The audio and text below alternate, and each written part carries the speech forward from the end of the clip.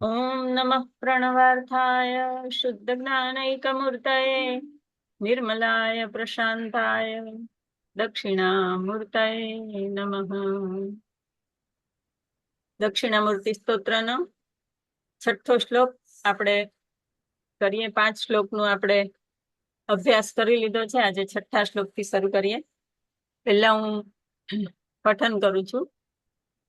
રાહુ ગ્રસ્ત દિવાકરેન્દુ સદૃશો માયા સમાચ્છાદનાत् સન્માત્ર કરણોપસંહરણતો યો ભૂત સુષુપ્તઃ પુમાન પ્રાગસ્વાપ્સમિતિ પ્રબોધ સમયે યહ પ્રત્યભિજ્ઞાયતે તસ્મૈ શ્રી ગુરુમૂર્તયે નમઃ ઇદં શ્રી દક્ષિણામૂર્તયે.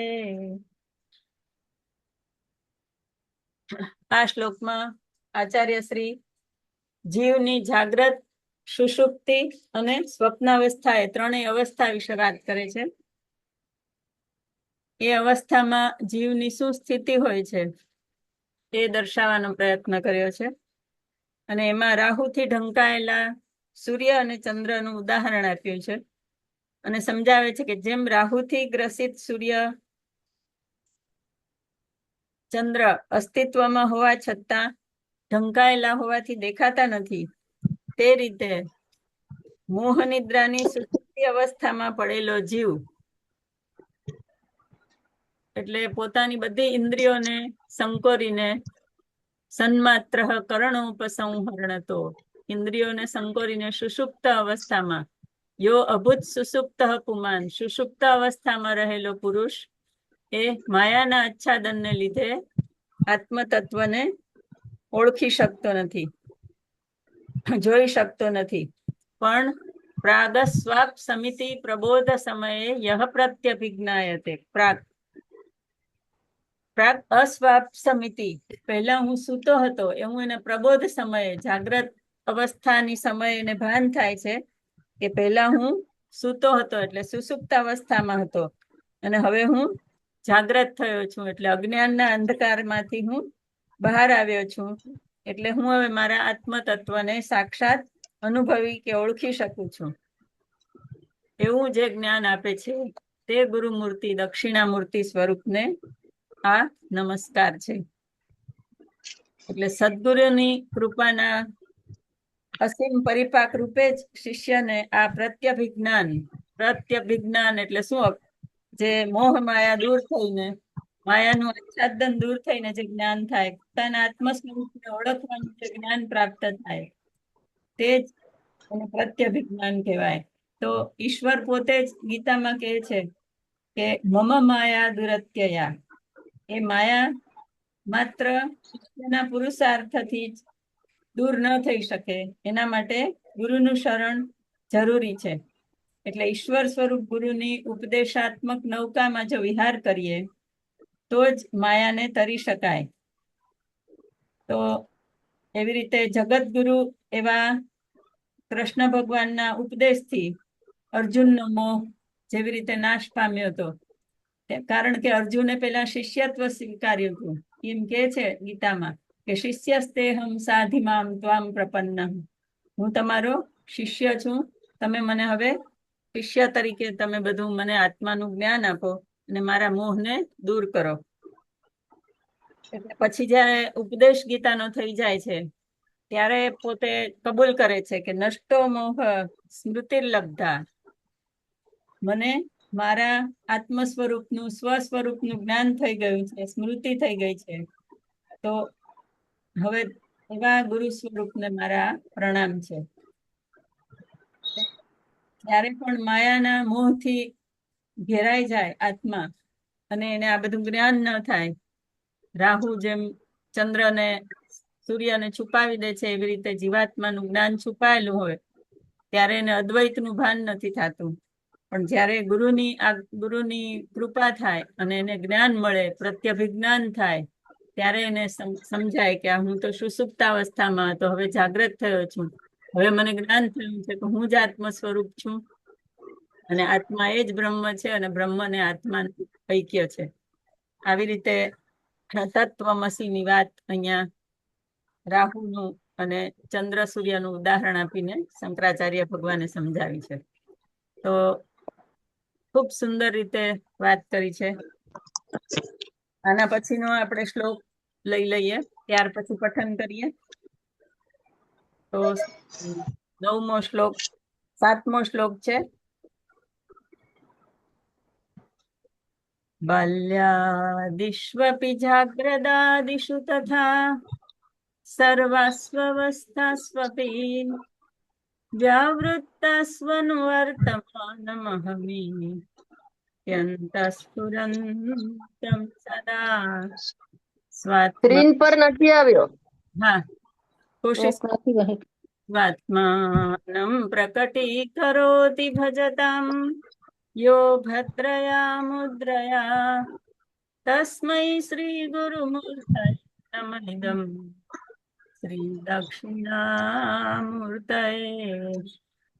તો આ 7મા શ્લોકમાં આચાર્ય શ્રી આગળના શ્લોકની વાતને વધુ સ્પષ્ટ કરે અને સમજાવે છે કે જેમ જાગ્રત આદિશુ, જાગ્રત અવસ્થાની અંદર અને એવી રીતે જેમ જાગૃત, સ્વપ્ન અને સુસુપ્ત આદિ અવસ્થામાં જે વાત કરીએ, સૂક્ષ્મ ચૈતન્ય યુક્ત જીવની જે દશા હતી એની વાત કરી. તો એવી જ રીતે જે દશાઓમાં તેને આત્મનિત્યત્વનો અનુભવ થાય છે તેવો જ જીવનની સ્થૂળ અવસ્થા, જેને બાલ્યાવસ્થા આદિ કહીએ છીએ આપણે, બાળક, કુમાર અવસ્થા, યૌવનાવસ્થા, વૃદ્ધાવસ્થા, એ બધી અવસ્થામાં પણ જીવને એવો અનુભવ થાય છે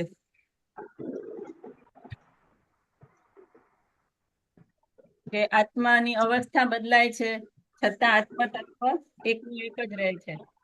ગીતામાં પણ ભગવાને કીધું છે કે દેહિનોસ્મિન યથા દેહે કૌમારમ યૌવનમ જરા તથા દેહાંતર પ્રાપ્તિ ધીરસ્તન મુહ્યતિ. એટલે વ્યાવૃત્તાસી અનુવર્તમાન, એવું જ માનસિક અવસ્થાઓ જેવી કે સુખ દુઃખ, સફળતા નિષ્ફળતામાં પણ દરેક સ્થિતિનો ભોગવનાર હું જ આત્મા છું. અહમિતિ અંત્યસ્ફુરંતમ સદા, હું જ આત્મા છું એવી એને દરેક અવસ્થામાં અનુભવ થાય છે. અને તે આત્માને સાક્ષી માને છે, કર્તા અને ભોગતા તરીકે જીવાત્મા પોતાનો આત્મા માને છે.